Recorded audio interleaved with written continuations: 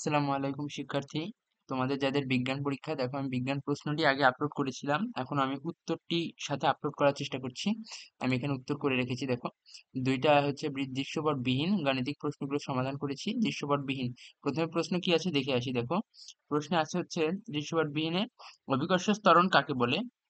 ভূপৃষ্ঠ হতে পৃথিবীর ব্যাসার্ধের সমান উচ্চতার অভিকর্ষ ত্বরণের মান নির্ণয় করো। এটা প্রশ্নে বলছে অভিকর্ষ ত্বরণের মান কত, ভূপৃষ্ঠের ব্যাসার্ধের সমান উচ্চতায়।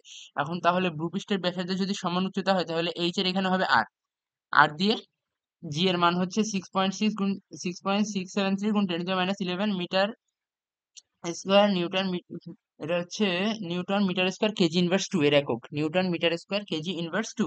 আর পৃথিবীর ভর হচ্ছে 6 × 10⁻24, এটা মুখস্থ রাখবা সব সময়, নাও থাকতে পারে। আর পৃথিবীর ব্যাসার্ধ 6400 কিলোমিটার, আর গণিতের ক্ষেত্রে 6440 কিলোমিটার। এই 40 কিলোমিটার কিন্তু ভেরিয়েশন সৃষ্টি করবে অঙ্কের অ্যান্সারের ক্ষেত্রে, তাই এটা মাথায় রাখবা। ফিজিক্সে হচ্ছে 6400 কিলোমিটার, আর গণিতে হায়ার ম্যাথে আমরা যখন অঙ্কগুলো করবো তখন 6440 কিলোমিটার।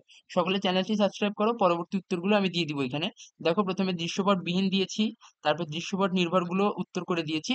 সকল উত্তরগুলো একবার দেখলেই হয়তো ইনশাল্লাহ হয়ে যাবে, পরীক্ষার প্রিপারেশন 90% সলভ হয়ে যাবে। তাহলে তোমরা সকলে চ্যানেলটি সাবস্ক্রাইব করে রাখো, তারপরে আমি বাকিগুলো আজই সমাধান করে দেওয়ার চেষ্টা করব।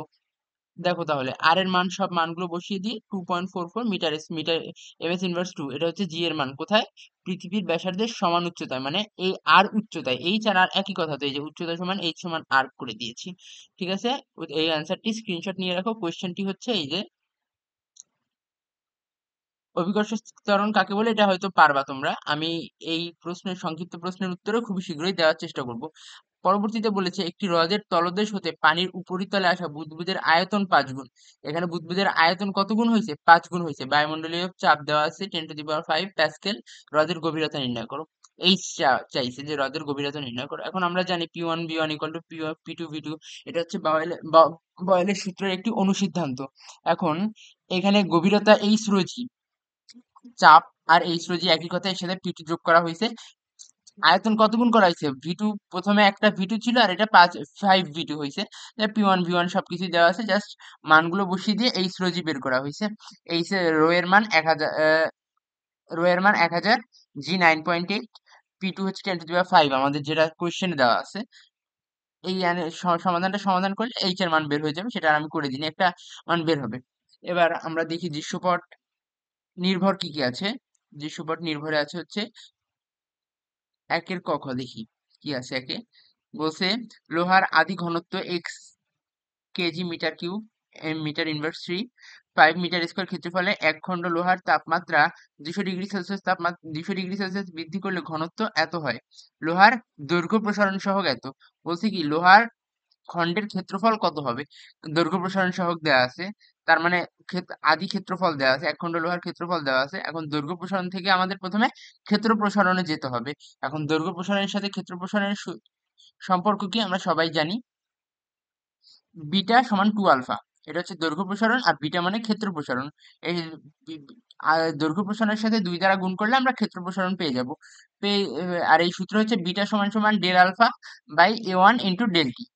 সেটা ডেল এ আমাদের যেহেতু মানে ক্ষেত্রফলের বৃদ্ধি দরকার, তাই এটা একপাশে রেখে বাকি সবগুলোকে একপাশে নিয়ে যেয়ে গুণ করে দিলে অ্যান্সার বেরিয়ে আসবে। অ্যান্সারটা কত হবে তোমরা কমেন্টে জানাবা, দেখি কে আগে জানাতে পারে, অথবা কে কার ক্যালকুলেশন স্পিড কতটা ফাস্ট। তারপরে খতে কি বলা হয়েছে আমরা কোয়েশ্চেন পড়ে আসি। খতে বলেছে এক্স এর মান নির্ণয় করো। প্রথমে এখানে বলে দিয়েছিল লোহার আদি ঘনত্ব বলে দিয়েছিল একটা, এক্স এর মানটা বের করতে বলছে। এক্স এর মান কিভাবে বের করতে পারি আমরা, রো সমান সমান এম বাই ভি। এখন এম সমান সমান V1 ρ1, আর V2 মানে কি কতটুকু বৃদ্ধি পাইছে। V2 এর ক্ষেত্রে সবকিছুই দেওয়া আছে আমাদের, আলফা দেওয়া আছে, আলফার সাথে 3 গুণ করলে গামা পাওয়া যাবে। দেখছো সবকিছু কিন্তু দেওয়া আছে এখানে। পরে V1 কেটে যাবে, আমাদের তো V1 দরকার নেই কারণ আয়তন তো চেঞ্জ হয় নাই। তারপরে ρ1 ইন্টু এই জাস্ট এইটু 1 plus gamma into del T. তাপমাত্রা কতটুকু বাড়ানো হয়েছিল, 200 ডিগ্রি সেলসিয়াস। এখন 1 ডিগ্রি সেলসিয়াস বৃদ্ধি আর 1 কেলভিন বৃদ্ধি একই কথা, 1 ডিগ্রি সেলসিয়াস বৃদ্ধি আর 1 কেলভিন বৃদ্ধি একই কথা। তাই জাস্ট এখান থেকে মানগুলো সব বসায় দেওয়া হয়েছে, আর এখান থেকে ক্যালকুলেশন করে এক্স এর মানটা বের করা হয়েছে। ক্যালকুলেশন খুবই দ্রুত করবা, এক্স এর মানটা এটা হয়েছে কিনা আমাকে জানাও যে আমার ভুল গেছে কিনা। পরবর্তীতে 2 নাম্বারটা দেখি, 2 নাম্বারটা কি কি বলছে প্রশ্নে। আমি খুব তাড়াতাড়ি শেষ করে দেওয়ার চেষ্টা করবো, তারপর তোমরা একবার করে প্র্যাকটিস করলেই হয়ে যাবে। এখান থেকে একটা কনফার্ম আসবেই, একটা নাকি দুই তিনটা আসতে পারে, এখান থেকে সম্ভাবনা আছে বেশি।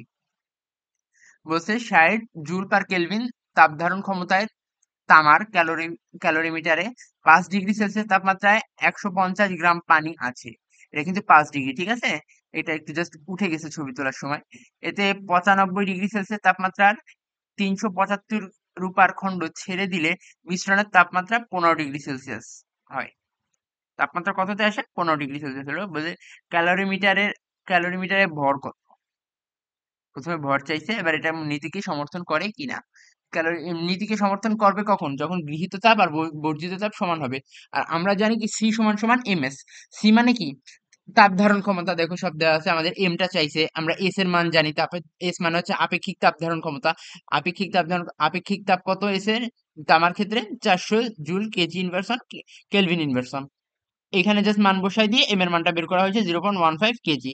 এবার বলছে এটা ক্যালোরিমিটার নীতিকে সমর্থন করবে কিনা। এমন সমর্থন করতে গেলে আমাদের গৃহীত তাপ সমান বর্জিত তাপ হতে হবে। এখন কে কয়জন তাপ গ্রহণ করতেছে?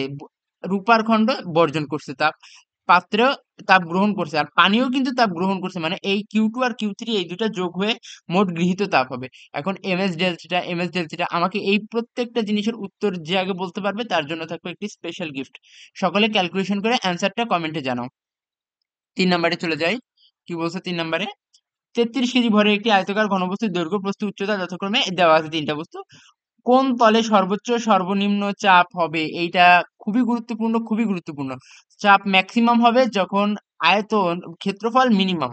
ক্ষেত্রফল, কারণ এরা ব্যস্তানুপাতিক সম্পর্কে আছে। ব্যস্তানুপাতিক সম্পর্কে থাকলে ক্ষেত্রফল যত বেশি হবে চাপ তত কম হবে, আবার ক্ষেত্রফল যত কম হবে চাপ তত বেশি হবে। এখন কোন কোন ক্ষেত্রে কোন কোন ভাবে রাখলে জিনিসটার ক্ষেত্রফল সবচেয়ে কম হবে? দেখো, প্রস্থ আর উচ্চতা সবচেয়ে কম, তার মানে এখানে এরিয়া সবচেয়ে কম কম পাওয়া যাবে। আর এরিয়া কম পাওয়া গেলে চাপ হবে ম্যাক্সিমাম। কত ম্যাক্সিমাম চাপ আমাকে দ্রুত কমেন্টে জানাও যে 3-এর কয়ের অ্যান্সার কত হবে। আর চাপ মিনিমাম কত হবে? মিনিমামের ক্ষেত্রেও জাস্ট ভাইস ভার্সা, বিপরীত। চাপ যতই কম হবে আর ক্ষেত্রফল ততই বেশি হবে। তার মানে এখানে দেখো কত ক্ষেত্রফল বেশি হয়, কিভাবে দৈর্ঘ্য আর প্রস্থ গুণ করলেই ক্ষেত্রফল সবচেয়ে বেশি হয়। এখানে অ্যান্সারটা বসিয়ে দিলে চাপ মিনিমাম আর চাপ ম্যাক্সিমাম পেয়ে যাবো। খ নাম্বারে কি বলেছে? আয়তন একই রেখে এর ভরের কিরূপ পরিবর্তন করলে সম্পূর্ণ নিমজ্জিত হবে? আয়তন একই রাখতে হবে, ভর চেঞ্জ করতে হবে। ভর চেঞ্জ করলে কেমন পরিবর্তন হবে আমাদের এটা দেখাইতে হবে। যে আয়তন এটা সেম রাখতে হবে, রো সেম রাখতে হবে। এখন আমরা জানি কি বস্তুর ওজন সমান প্লবতা, ঠিক আছে? তাহলে নিমজ্জিত থাকবে, তাই না? বস্তুর ওজন আর প্লবতা, প্লবতা বিরোধী আর এমজি বস্তুর ওজন। এম এম জি জি কেটে গেল। এম এর মান কত হলে? 30 কেজি। তার মানে আমার আগে ছিল হচ্ছে 30 কেজি, পূর্বের ভর ছিল 33 কেজি। মানে এখানে কি করতে হবে? ভর 3 কেজি কমাতে হবে। 3 কেজি কমালে এটি সম্পূর্ণ নিমজ্জিত অবস্থায় ভাসবে। এতটুকু তোমাদের জন্য। কমেন্টে যেগুলো জানাতে বলেছি সেগুলো দ্রুত জানাও, আর চ্যানেলটি সাবস্ক্রাইব করে রাখো। আসসালামু আলাইকুম।